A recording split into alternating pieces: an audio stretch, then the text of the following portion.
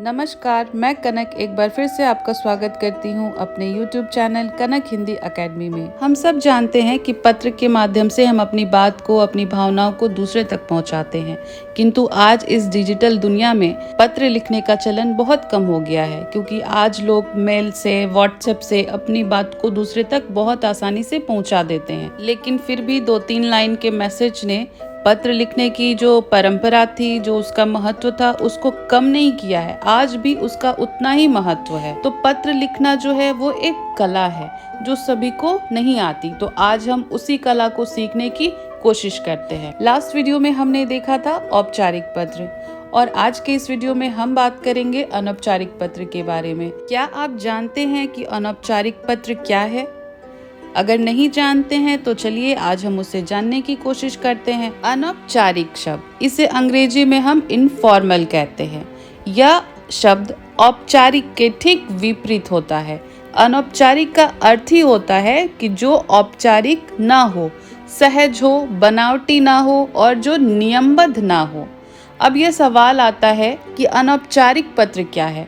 तो वैसा पत्र जो औपचारिक ना हो, जिन व्यक्तियों के साथ हमारा व्यक्तिगत तथा पारिवारिक संबंध होता है, उन्हें लिखे जाने वाले पत्र को हम अनौपचारिक पत्र कहते हैं। इसे हम व्यक्तिगत पत्र भी कहते हैं। अनौपचारिक पत्र में मुख्यतः हम मन की भावनाओं को प्रमुखता देते हैं। इसमें औपचारिकता का कोई स्थान नहीं रहता है।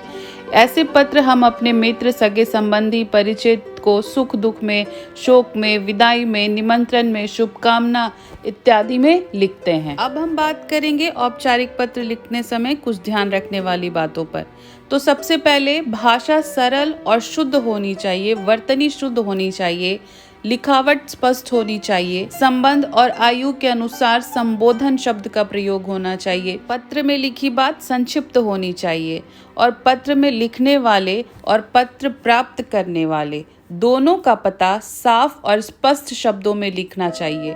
और अगर मान लीजिए आप परीक्षा भवन से पत्र लिख रहे हैं, तो पता के स्थान पर परीक्षा भवन लिखकर अपने बात को आगे बढ़ाना चाहिए। अब सवाल यह उठता है कि अनौपचारिक पत्र लिखा कैसे जाए? तो अनौपचारिक पत्र हम अपने से बड़े वाले को, अपने से बराबर वालों को, अपने से छोटे को लिखते हैं, जिनसे हमारा कोई व्यक्तिगत संबंध रहता है। अपने सगे संबंधी को हम अनौपचारिक पत्र लिखते हैं। अनौपचारिक पत्र लिखने के समय हम संबोधन का प्रयोग करते हैं। तो चलिए कुछ संबोधन देखते हैं। तो बड़ों को अगर हम पत्र लिख रहे हैं तो प्रशस्ति में हम आदरणीय, पूजनीय, पूज्य, श्रद्धेय आदि शब्द का प्रयोग करते हैं। अगर छोटे या बराबर वाले को पत्र लिख रहे हैं तो हम प्रिय, चिरंजीवी, प्रिय मित्र, प्यारे आदि शब्दों का प्रयोग करते हैं। अपने से बड़े के अभिवादन के लिए हम सादर प्रणाम, सादर चरण स्पर्श, सादर नमस्कार आदि शब्द का प्रयोग करते हैं। अपने से छोटे या बराबर के अभिवादन के लिए हम मधुर स्मृति,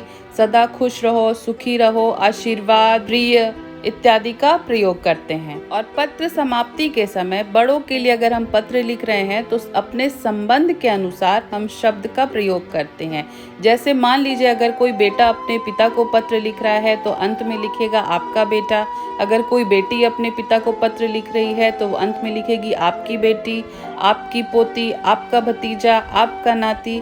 ऐसे शब्द का प्रयोग हम अंत में करते हैं। और अगर छोटे या बराबर वाले को हम पत्र लिख रहे हैं तो हम तुम्हारा बड़ा भाई, तुम्हारी बड़ी बहन, तुम्हारा चाचा, तुम्हारा हितैषी, तुम्हारा शुभ चिंतक, तुम्हारा मित्र आदि शब्द का प्रयोग करके हम समाप्त करते हैं। औपचारिक पत्र के वीडियो में हमने देखा था कि पत्र लेखन के 8 अंग होते हैं। इसी तरह अनौपचारिक पत्र में भी 8 अंग हैं, जिसके अनुसार हम पत्र लिखते हैं, और इसको हम अनौपचारिक पत्र का फॉर्मेट कहते हैं। अनौपचारिक पत्र को लिखने के लिए हम एक विषय लेते हैं। विषय है बहन की शादी के लिए मित्र के पास निमंत्रण पत्र। तो अब हम उन 8 अंगों के अनुसार अपने पत्र को लिखेंगे। सबसे पहले हम बाईं ओर लिखेंगे पता।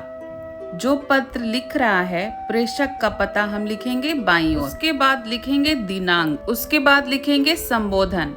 संबोधन में हम यहाँ मित्र को पत्र लिख रहे हैं, इसलिए यहाँ लिखेंगे प्रिय मित्र। उसके बाद अभिवादन। अभिवादन यहाँ हम मित्र को पत्र लिख रहे हैं तो हम लिखेंगे नमस्कार या नमस्ते। अब आते हैं मुख्य विषय पर। तो मुख्य विषय को हम 3 अनुच्छेद में लिखेंगे। पहले में हम लिखेंगे कुशल छेद। तो सबसे पहले हम यहाँ लिखेंगे मैं यहाँ कुशल हूँ, आशा करती हूँ तुम भी वहाँ कुशल पूर्वक होगे। ये पहला अनुच्छेद हो गया। दूसरा अनुच्छेद हम लिखेंगे तुम्हें जानकर बड़ी खुशी होगी कि मेरे बड़े भाई की शादी 5 दिसंबर को तय हुआ है। तुम इस शादी समारोह में सादर आमंत्रित हो। मैंने अपने सारे दोस्तों को बुलाया है, तुम भी आना। अंत में तीसरे अनुच्छेद में हम लिखेंगे मैं आशा करती हूँ तुम अपने पूरे परिवार के साथ इस समारोह में आओगे।